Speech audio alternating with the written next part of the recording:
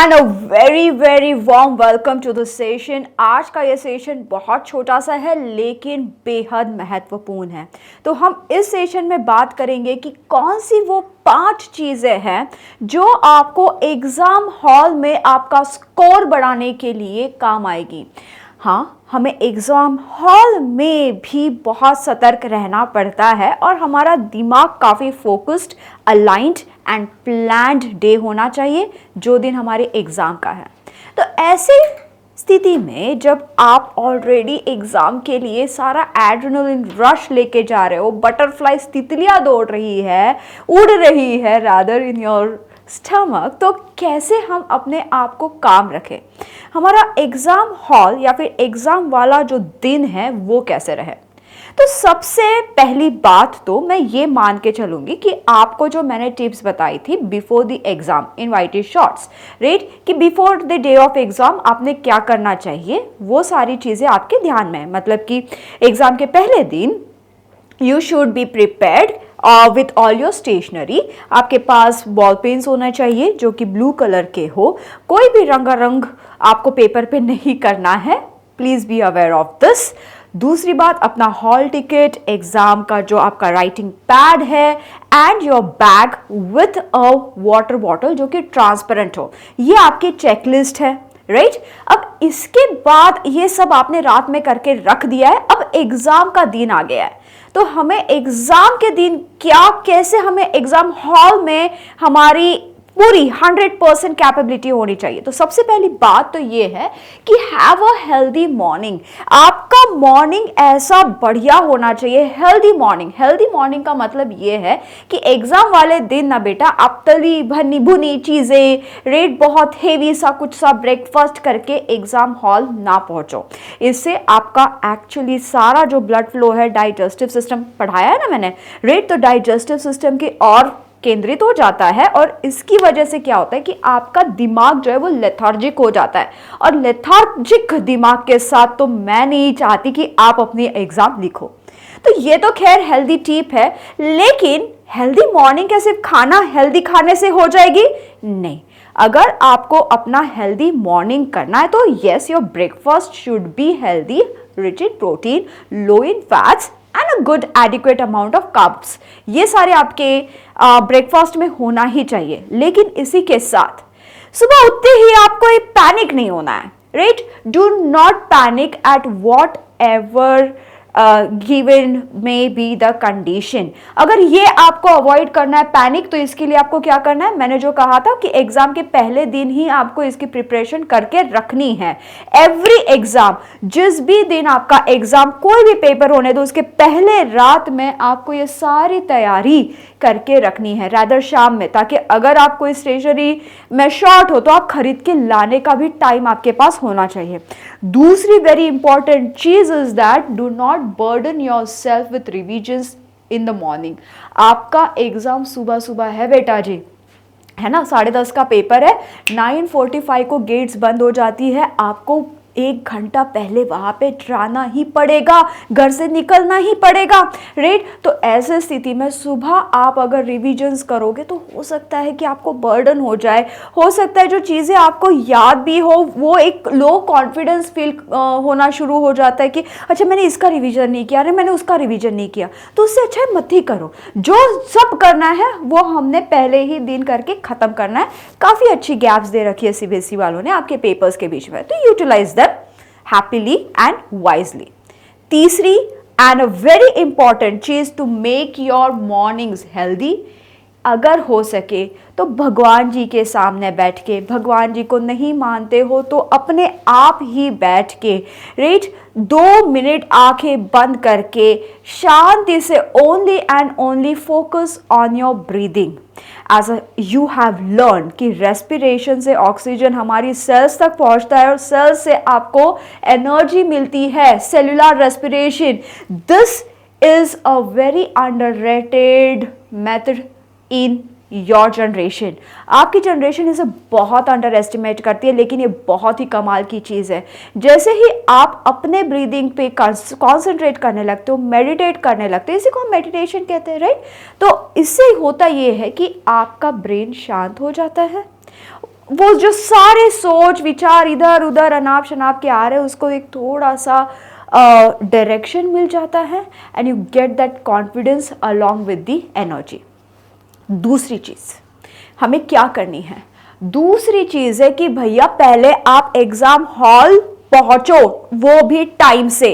अब इसके लिए आपको क्या करना है, अगर आपको एग्जाम हॉल पे टाइम पे पहुंचना है तो पहले ही दिन एक बार एग्जाम सेंटर पे जाके आओ, राइट। जिस भी मीन्स से आप एग्जाम वाले दिन जाने वाले, ये सबसे पहले एग्जाम की बात कर रही हूं मैं, राइट। इससे क्या होगा कि आपको पता चलेगा कि आपको कम्यूट में कितना टाइम लगता है, कौन सा कम्यूट ज्यादा कन्वीनियंट है, तो आपको कितना टाइम हैंड में रख, मतलब अपने पास एरर मार्जिन रख के आपको जाना पड़ेगा, क्योंकि यू नेवर नो कि बीच में ट्रैफिक जाम हो रखा है, किसी का एक्सीडेंट हो गया है, कोई रोड ब्लॉक हो रखा है, तो ये सारी चीजें वहां पे नहीं आनी चाहिए। इसलिए आप अपने घर से एग्जाम के सेंटर तक पहुंचने के लिए कितना टाइम लगता है, ये पहले दिन अगर थोड़ा सा जाके देखोगे तो ये सॉर्ट हो जाएगा। और हमेशा एक एरर टाइम हाथ में लेके चला करो, क्योंकि आपको एग्जाम सेंटर पहुंच के फिर वहां पे बोर्ड भी देखना पड़ता है कि अच्छा मेरा रोल नंबर कौन सी वाली रूम में रखा है,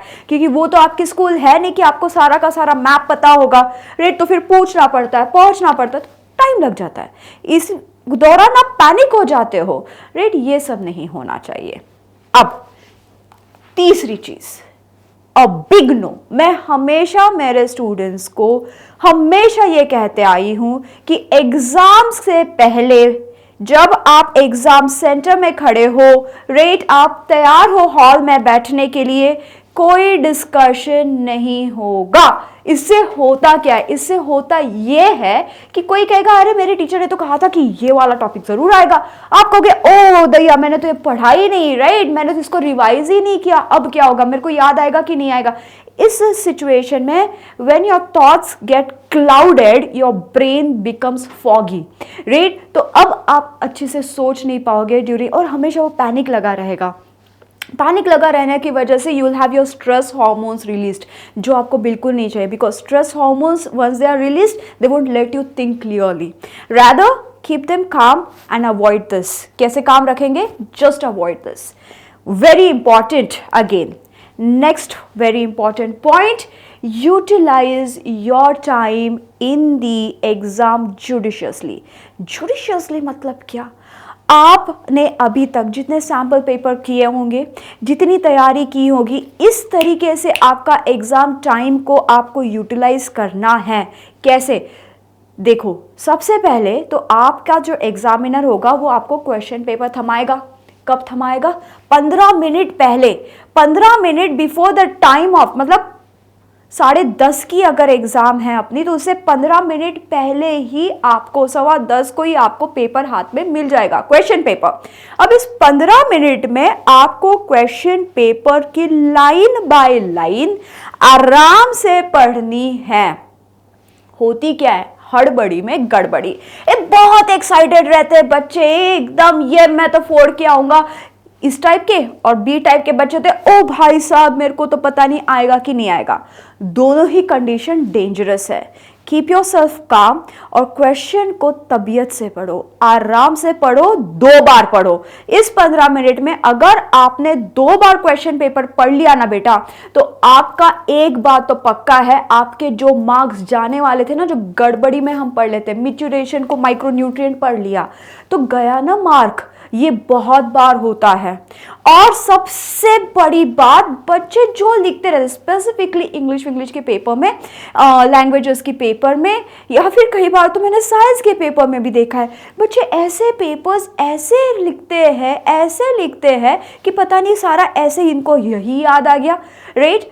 वर्ड्स कितने मार्क के लिए कितना है ये लिखना बहुत ज़रूरी है। इसके लिए आप सीबीएसई का ब्लूप्रिंट जो है दिया गया वो देख लो, सबसे बेस्ट चीज़ है कि आपको पता आएगा कि अच्छा इस क्वेश्चन का इतना ही मैंने आंसर लिखना है। फिर चाहे वो किसी भी सब्जेक्ट के लिए, सारे सब्जेक्ट मैथ से लेके साइंस से लेके इंग्लिश, हिस्ट्री, सिविक्स, ज्योग्राफी, आपके सबके लिए काम आएगा ब्लूप्रिंट। उसको देखो, राइट, एंड समझो और उसी हिसाब से अपना आंसर फ्रेम करो।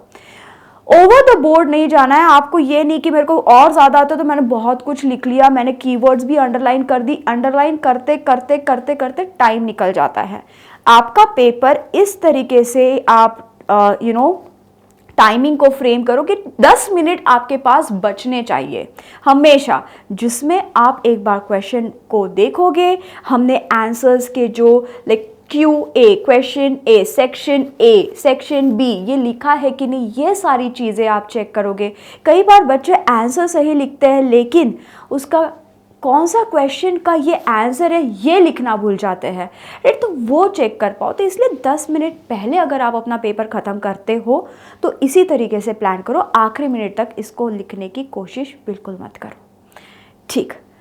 अब very important cheese, after the examination never ever ever discuss your paper with your friends, वरना आपकी हालत मुकेश जैसी हो जाएगी। ये मुकेश है, राइट, वही जो मूवी के पहले आता था, राइट। तो मुकेश की हालत हमारी जैसी, हमारी हालत मुकेश की जैसी नहीं होनी चाहिए, राइट। इसलिए हमें आफ्टर द एग्ज़ाम भी इसका डिस्कशन शट करके घर आना है, क्योंकि हमें नेक्स्ट और पेपर्स लिखने हैं बेटा, राइट। इससे क्या होगा कि यू विल गेट डीमोटिवेटेड। जब आएगा तब देखा जाएगा, रिजल्ट आएगा तब देखा जाएगा। इस स्थिति से घर पहुंचो। और अगर आपको बहुत ही है तो एग्जाम पेपर्स हो जाने के बाद आप डिस्कस करो, सारे एग्जाम्स खत्म होने के बाद, वरना I will tell you this is very serious. I have seen students going into depression